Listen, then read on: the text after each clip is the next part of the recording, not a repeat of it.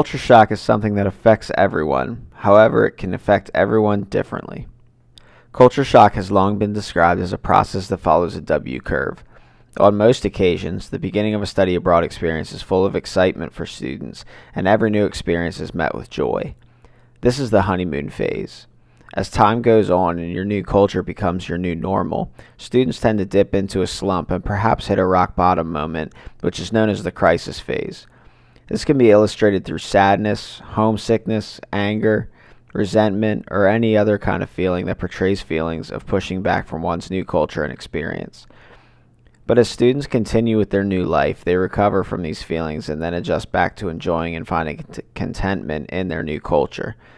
This process is not static and can happen time and time again during a study abroad experience.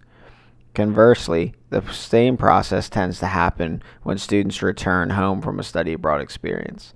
I will touch on this towards the end of the orientation. The cultural iceberg represents the complexity of culture. This complexity often plays into our feelings of culture shock. Going into a new culture, we are prepared for things such as differences in language, food, customs, fashion.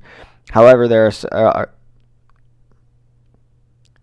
are other things that we do not realize until we are immersed in a culture, such as social norms, communication styles, what it means to be a friend, concepts of time and space, and others.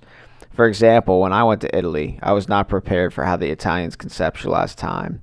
I had booked a room at a bed and breakfast and told the man that we would be arriving around 3:30. We arrived at 2:45 and there was nobody to be found at the bed and breakfast. So we went and grabbed a late lunch, and I triple-checked my emails with the bed and breakfast. We went back at exactly 3:30 p.m., and there was the owner waiting to welcome us. In the U.S., a bed and breakfast would normally have someone around during most hours. But the more we were in Italy, the more we realized that the Italian people were not nearly as prompt nor as concerned about the times in which their restaurants, shops, and other things were open. To overcome culture shock, keep on keeping on. By this, I mean don't lock yourself in your room and wait it out, as this will only make you more dependent on technology and solitude.